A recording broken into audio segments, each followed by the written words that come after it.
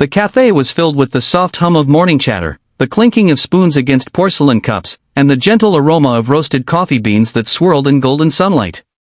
It was one of those places where strangers smiled politely but kept to themselves. Yet, in that ordinary hum of life, a small act, so silent it could have easily gone unnoticed, was about to change everything. A little girl, no older than 7, sat at a corner table beside her mother. She had wide hazel eyes that shimmered like sunlight through amber glass and hands that spoke when her voice could not. She was deaf from birth, yet her world was never silent. It was filled with movement, gestures, smiles, touches, and most of all, love. Her name was Mara. When the waitress, a young woman named Clara, brought them their pancakes, Mara's eyes lit up. She looked up at Clara, smiled softly, and then raised her tiny hands. With delicate precision, she signed 2 simple words, "Thank you." Clara froze for a second, her heart fluttering. She recognized the gesture instantly and, with tears welling in her eyes, signed back, "You're welcome." From the next table, a man in his 40s looked up from his newspaper. His name was Evan Layton, CEO of one of the country's largest hearing technology companies, a man known for his cold efficiency and relentless pursuit of perfection.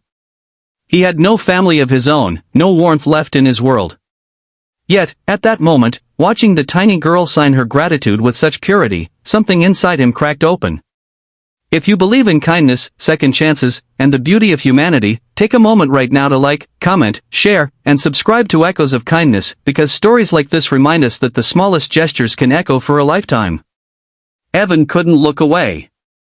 The image of Mara's small hands lingered in his mind long after she turned back to her pancakes. The sight stirred something deep, a memory he'd buried under years of success and solitude. His younger sister, Tessa, had been deaf. She died at 8, in an accident that Evan had never forgiven himself for. He had been 16 then, and it was he who was supposed to be watching her. Ever since, he had built walls of glass and concrete around his guilt, pouring his pain into a company that promised to help people hear again, even while he himself had long stopped listening to the world. When the mother and daughter finished their meal, Clara brought the bill. Mara reached into her small bag, pulled out a paper heart she had folded herself, and handed it to the waitress. On it was drawn a big, uneven smile and the word happy in shaky letters. Clara laughed softly, pressing a hand to her chest, deeply moved. It was a simple breakfast scene, ordinary, even forgettable, but for Evan, it felt like time had stopped. He stood abruptly, walking toward them before his hesitation could pull him back. "Excuse me," he said softly to the mother. "I couldn't help noticing your daughter signing. May I ask where she learned it?" The woman, startled, looked up. "Oh," she said kindly. "At home, mostly. Her school doesn't have a special program for deaf children, so I've been teaching her myself. I'm still learning too, but we're trying." Evan's gaze softened. Mara looked up at him curiously, tilting her head. She reached out and tugged at his sleeve, then signed, "You sad?" Her tiny fingers moved with such innocent sincerity that Evan almost forgot how to breathe. He knelt to her level, eyes glistening. "A little," he admitted quietly, voice trembling. "But I feel better now." Mara smiled. That smile, small, imperfect, but pure, shook something free in him. He had spent decades chasing silence, and here was a little girl who couldn't hear the world but felt it more deeply than anyone he knew. After they left, Evan sat back down, his untouched coffee growing cold. For the first time in years, his mind wasn't on his next business deal or quarterly report. It was on that little girl's hands, on her courage, on her joy despite her silence. That afternoon, he made a decision that startled even him. He called his assistant and canceled his meetings for the day. Then, using the name written on the cafe receipt, Hannah Porter, he began to search. It took 2 days, but he found her.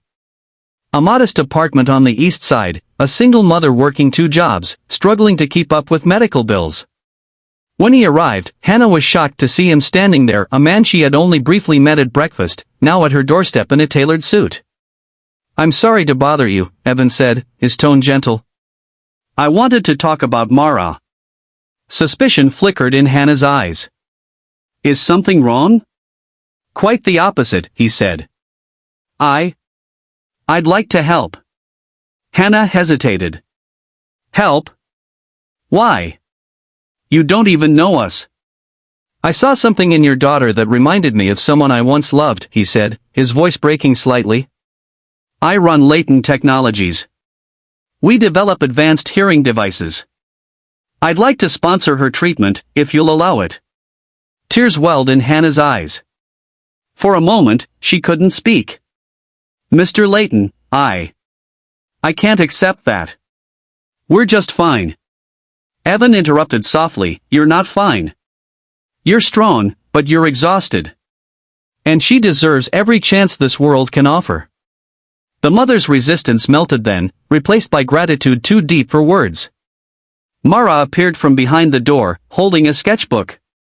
She drew something quickly and handed it to Evan, a stick figure man standing under a bright sun, smiling. Above it, in uneven letters, she'd written, Happy Man.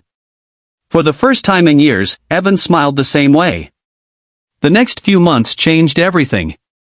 Evan personally oversaw Mara's care, ensuring she received one of his company's newest cochlear devices, the kind not yet available to the public. Hannah was overwhelmed by his generosity, but more than that, she noticed something she hadn't expected. Evan wasn't just helping them, he was healing himself.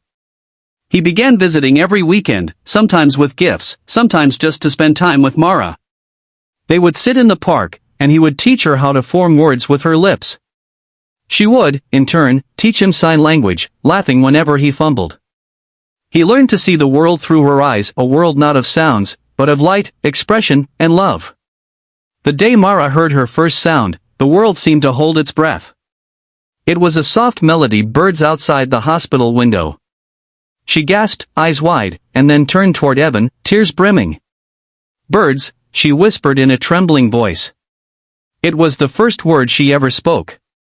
Evan couldn't hold back the tears. He knelt beside her, his hand trembling as he touched her cheek. Yes, he whispered. Birds. From that day, their bond grew unbreakable. Mara called him Uncle Evan, and in many ways, he became the father figure she never had. Yet beneath his joy, he carried a quiet guilt, the fear that his kindness was selfish, born of regret for a sister he could never bring back. One evening, months later, Hannah invited him to Mara's school concert. The children were performing a song using both music and sign language. Evan sat in the front row, heart pounding as the lights dimmed. Then the children appeared, Mara among them, wearing a small blue dress and a radiant smile. As the melody began, she moved her hands gracefully, signing each lyric with emotion that reached beyond words. And when her part came, she stepped forward and signed, Thank you for hearing me, even when I was silent. Evan broke down. The entire hall blurred through his tears. Those hands, those same small hands that once thanked a stranger in a cafe, were now telling him something he had waited a lifetime to hear.